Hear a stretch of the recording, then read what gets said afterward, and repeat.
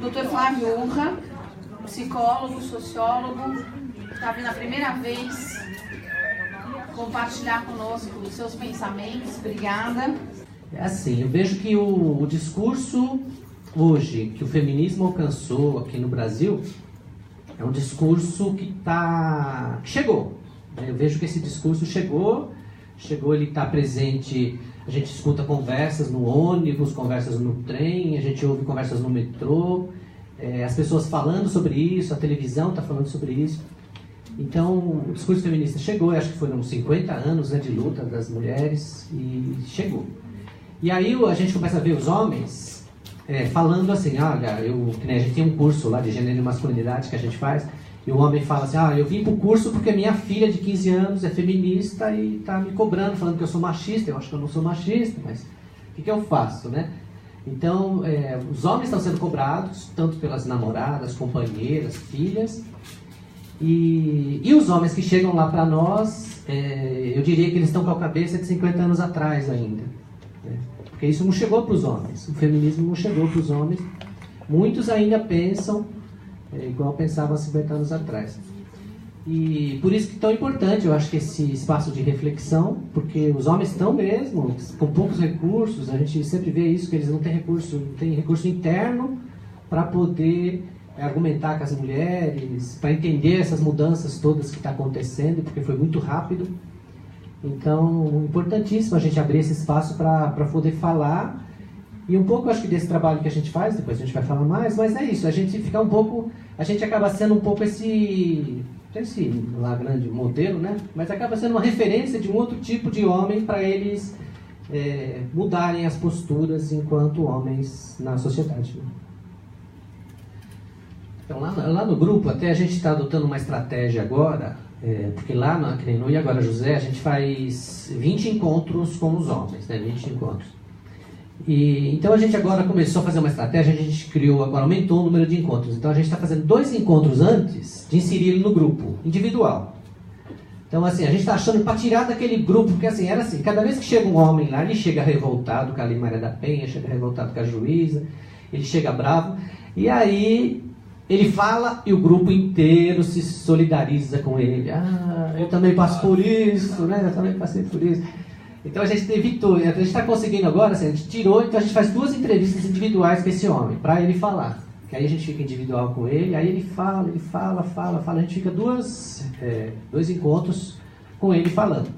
Aí no terceiro que a gente vai inserir ele no grupo, e aí ele vai passar pelos 20 encontros com o grupo. Então é uma estratégia que a gente está tendo para tirar essa angústia de quando ele chega no grupo, né? Porque o grupo é aberto, permanente, então os homens estão chegando e saindo a todo tempo. Então, às vezes, a gente está vendo que o grupo está tendo uma melhora de discurso e, de repente, entra uma fala dessa e contamina todo o grupo e a gente volta a discutir as outras coisas. Esse projeto, a gente faz um trabalho muito parecido, acho que a gente consegue atingir os mesmos objetivos e se complementa. Acho que esse trabalho, mesmo da doutora Renata, eu estava vendo a doutora Renata, ele também tem um trabalho lá em Diadema com os homens também, que também, assim, o nosso trabalho se complementa e a gente tem uma rede muito legal. Acho que essa rede nossa de troca, de solidariedade é muito bacana.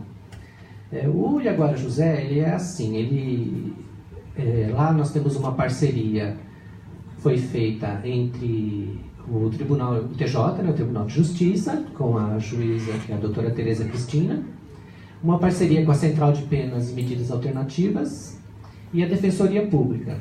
Então, o homem, quando ele é condenado pela Lei Maria da Penha, a juíza aplica o SURSI, que é a suspensão condicional da pena, e aí ela tem nessa suspensão da pena, ela consegue vincular esse homem 2 anos com o trabalho. Então aí a gente está com um trabalho assim, então esse homem é então encaminhado pela Central de Penas e Medidas Alternativas e a Central de Penas é quem encaminha ele para nós. Os casos dessa pena são casos em que a punição dele, a pena é menor de 2 anos de cadeia. Então uma pena menor de 2 anos de cadeia, ele não iria preso. No Brasil a lei não vai preso até 2 anos. Então ele iria mesmo para uma pena alternativa. Então são esses casos que a gente recebe, apesar que vários que chegam para nós foram presos, vários ficaram presos. Agora chegou uma semana que foi 1 ano preso.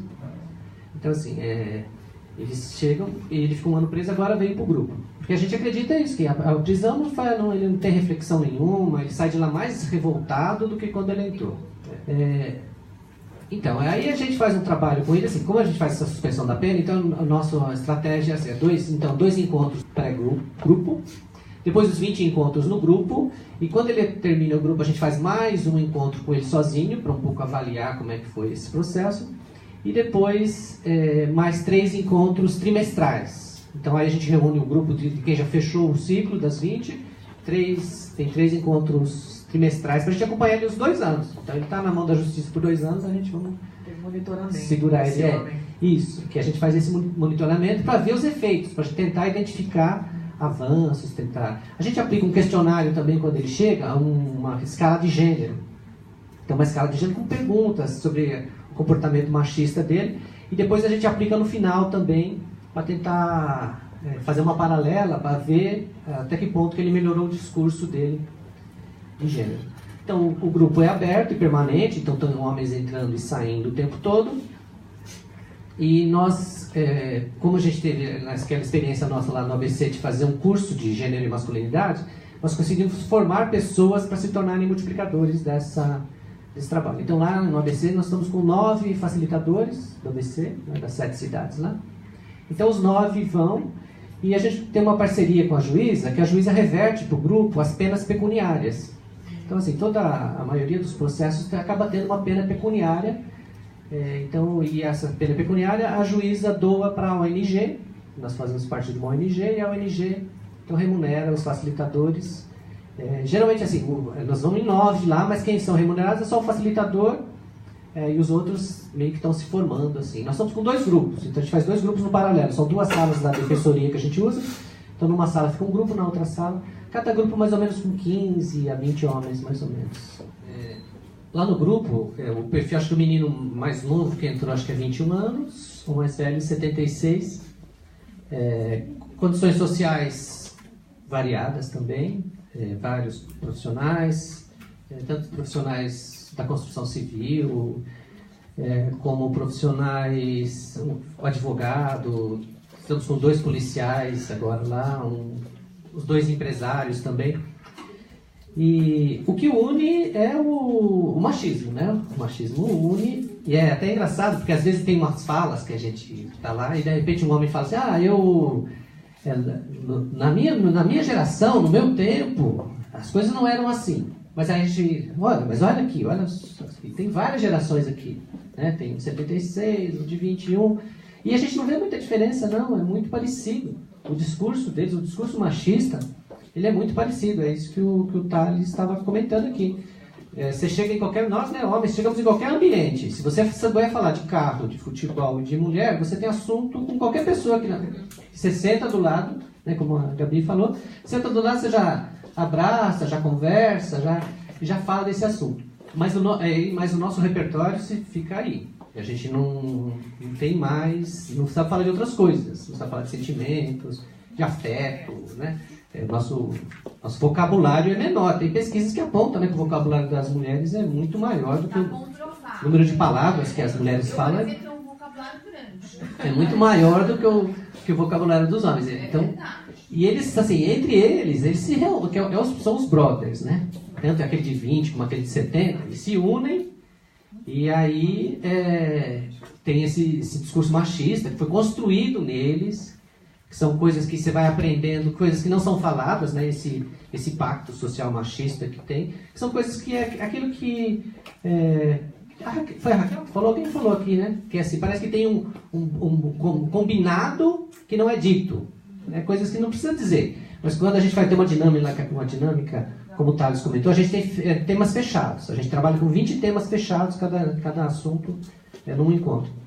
E tem um que a gente trabalha assim, para pensar o que fazer para resolver essa questão da violência contra a mulher, para parar com a violência contra a mulher. Então, é comum os grupos apresentarem assim, não, para parar com a violência contra a mulher, as mulheres têm que melhorar, né? As mulheres têm que deixar de provocar os homens, as mulheres têm que deixar de enfrentar, de brigar. Então, assim, na cabeça deles, então a gente fica pensando, poxa, mas nunca eu vi ninguém falar isso explicitamente. Nem na televisão, lugar nenhum. Você não vê ninguém falar isso, mas é construído na cabeça deles, é isso, na cabeça deles, eles acham que as mulheres é que são as principais culpadas pela violência contra a mulher. Então, o que une esses homens é o machismo mesmo, e ali mesmo, no grupo, eles tentam manter os recortes machistas, tentando provar que são homens ainda. Então tem as bravatas, né, aqueles enfrentamentos no discurso para mostrar que ele é homem, que ele é mais macho que o outro, que ele não é gay, né, que os homens morrem de medo de alguém achar que ele é gay, então as piadas machistas, aquelas coisas. E eles ficam ali mesmo numa fraternidade mesmo.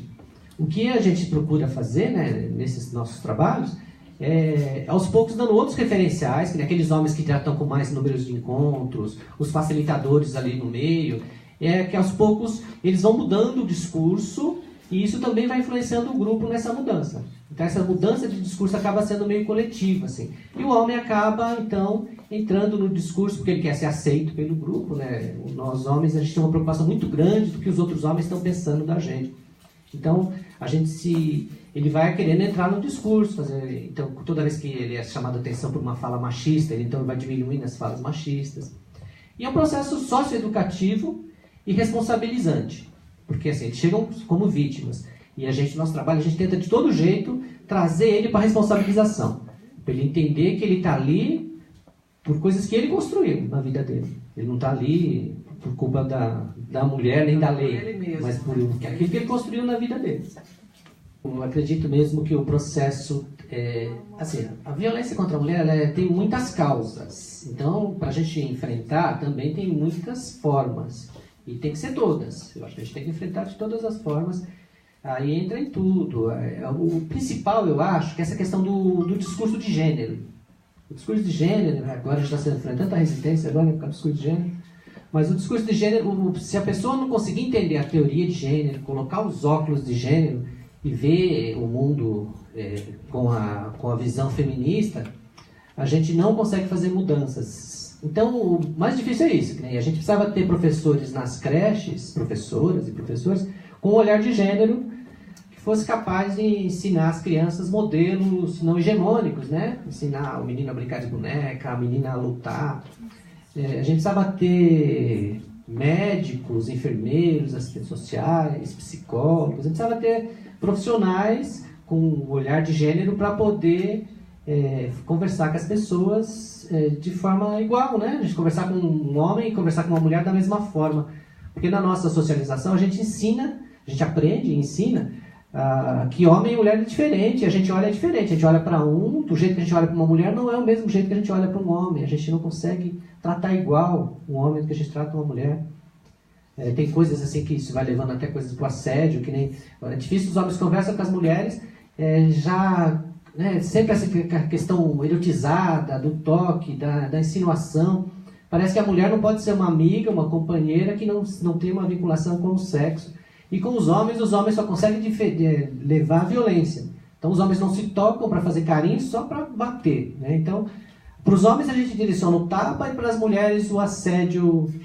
Então é muito difícil. Se a gente não conseguir ensinar os meninos desde pequeno a fazer essa mudança, é muito mais difícil da gente lidar com eles depois de adulto. Porque a gente chega lá, esses homens que chegam para nós já cometeram, né? Chegou lá, a violência já cometida, e eles falam para nós isso. Se eu tivesse participado desse grupo, eu não tinha cometido a violência. Né? Mas essa é a principal dificuldade nossa, é a questão da educação mesmo. Uma estratégia que a gente tem usado, na UBC nós já fizemos 2 vezes, o curso de gênero e masculinidade. Então, só que ali a gente articula com as prefeituras. Ali a gente articula assim, é um curso no horário de trabalho do funcionário, que as prefeituras vão liberar, e eles vêm para fazer o curso. Agora a gente está fazendo um curso em Itaquá, né? Até você vai lá, segunda-feira, né? A gente faz um curso de gênero e masculinidade, o Thales foi, a Gabriela foi, o Gilson tá lá com a gente também acompanhando. Então assim, lá também, a gente fez lá no consórcio do Alto Tietê, que são acho que 12 cidades naquela região, que também tiravam os funcionários, homens, e lá nós estamos com um grupo de 40 homens que estão participando ali. E um curso longo de 20 aulas com esses temas, e dá efeito. A gente vai percebendo a melhora do discurso desses homens nessa linha do grupo fechado, porque eles começam juntos, é um curso, e os homens vão por causa do curso. Então a gente faz uma certificação de uma uma extensão, parceria com uma faculdade. Então eles vão interessados no curso, no diploma, e a gente sensibiliza e muitos se tornam multiplicadores depois.